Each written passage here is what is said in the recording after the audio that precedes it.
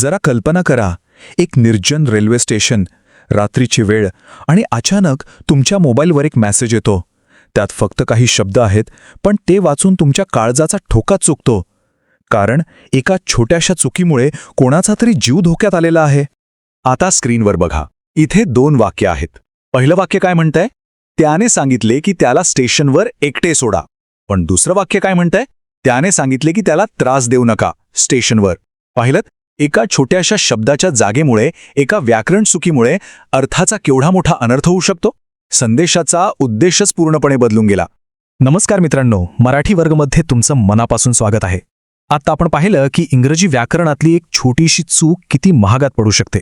पण काळजी करायचं काहीच कारण नाही.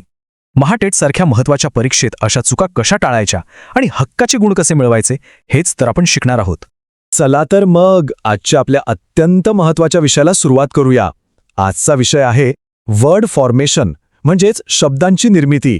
महाटेट पेपर 1 असो किंवा पेपर 2, दोन्हीसाठी हा विषय खूप महत्त्वाचा आहे. आणि सगळ्यात भारी गोष्ट म्हणजे यात तुम्हाला हमखास गुण मिळू शकतात. तर मग ही शब्द निर्मिती म्हणजे नेमकं काय? अगदी सोप्या भाषेत सांगायचं झालं तर वेगवेगळी अक्षरे एकत्र जोडून त्यातून एक अर्थपूर्ण शब्द तयार करणे. इंग्रजीमध्ये सांगायचं तर combining letters to form meaningful words. ही इंग्रजी भाषा शिकण्याची खरं तर पहिली आणि सगळ्यात महत्त्वाची पायरी आहे. बघा, प्रत्येक भाषेची एक रचना असते. याची सुरुवात होते अक्षरांपासून, म्हणजेच लेटर्सपासून. जसं की सी, ए, टी ही झाली वेगवेगळी अक्षरे. जेव्हा ही अक्षरं एकत्र येतात तेव्हा तयार होतो कॅट हा एक शब्द. आणि मग हा शब्द वापरून द कॅट इज स्लीपिंग असं एक पूर्ण वाक्य तयार होतं. म्हणजे लेटर्सपासून सेंटेन्सेसपर्यंतचा हा जो प्रवास आहे ना, तो समजून घेणं खूप महत्त्वाचं आहे. आता आपण बघूया की शब्द बनवण्याचे मुख्य प्रकार नेमके कोणते आहेत. आणि हेच तेच प्रकार आहेत ज्यांच्यावर महाटेट परीक्षेत वारंवार प्रश्न विचारले जातात. एकदा का हे प्रकार समजले की प्रश्न सोडवणं अगदी सोपं होऊन जाणार आहे. शब्दनिर्मितीचे मुख्यत्वे 2 प्रकार आहेत. पहिला आहे फोनेटिक, म्हणजे ध्वनी आधारित. आता इथे अनेकांच्या मनात एक प्रश्न आला असेल की सर, KNOW मध्ये केचा उच्चार का होत नाही? अगदी बरोबर प्रश्न आहे.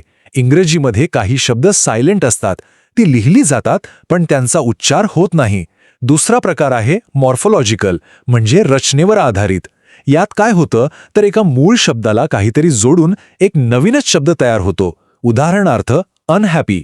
आता हे मॉर्फोलॉजिकल फॉर्मेशन आहे ना, ते जर आपण सविस्तरपणे पाहू. यात 2 महत्त्वाच्या गोष्टी येतात, प्रिफिक्स आणि सफिक्स.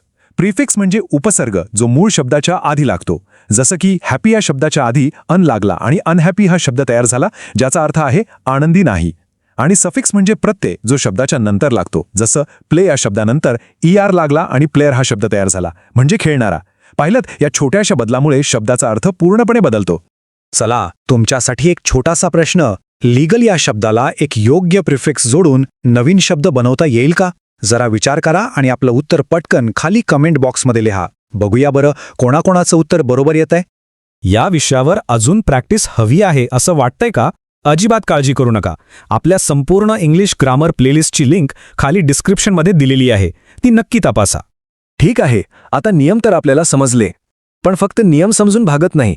परीक्षेत येणारे प्रश्न कमीत कमी वेळेत आणि 100% अचूकतेने कसे सोडवायचे हे शिकणं सर्वात जास्त महत्त्वाचं आहे. चला, आता त्यासाठी काही खास स्ट्रॅटेजी पाहूया. परीक्षेच्या गडबडीत काही सामान्य चुका आपल्याकडून हमखास होतात. कोणत्या? तर कोंभमधल्या बी सारख्या सायलेंट लेटर्सकडे आपण दुर्लक्ष करतो, किंवा जंबल्ड शब्दांमध्ये वॉवेल्स कुठे ठेवायचे हेच कळत नाही. कधीकधी मूळ शब्दाचा अर्थच माहिती नसतो आणि आपण पर्यायांची तपासणी न करताच अंदाजे उत्तर देऊन टाकतो. ह्या चुका आपल्याला टाळायच्या आहेत. आणि ही एक प्रो ट्रिक कायम लक्षात ठेवा. जेव्हा तुम्हाला परीक्षेत अक्षरे उलटी सुलटी दिलेली असतील, म्हणजे जंबल्ड वर्ड्स, तेव्हा सगळ्यात आधी काय करायचं तर त्या शब्दांमधले वॉवल्स म्हणजे AEIOU शोधायचे. यामुळे तुम्हाला शब्दाची रचना तयार करायला खूप मदत होते आणि उत्तर अक्षरशः सेकंदात सापडतं. चला, आत्तापर्यंत आपण जे काही शिकलो ते प्रत्यक्ष वापरून पाहण्याची वेळ आलेली आहे. आता आपण महाटेटच्या मागील काही वर्षांतील प्रश्न सोडवून बघणार आहोत.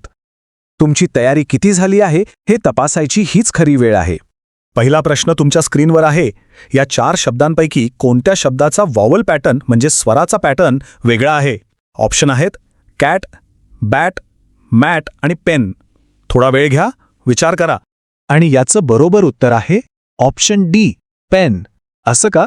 कारण कॅट, बॅट आणि मॅट या तिन्ही शब्दांमध्ये ए या स्वराचा वापर झालाय.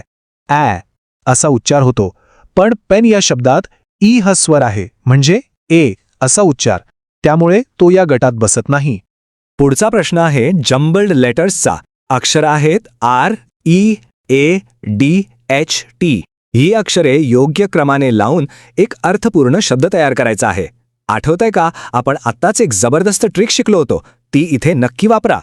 याचं बरोबर उत्तर आहे थ्रेड. इथे जर तुम्ही सगळ्यात आधी वॉवेल्स म्हणजे ई आणि ए ओळखले असते, तर बाकीची अक्षरे त्यांच्या आजूबाजूला लावून योग्य शब्द शोधणं कितीतरी सोपं झालं असतं. बघा, आपली ट्रिक इथे किती कामाला आली.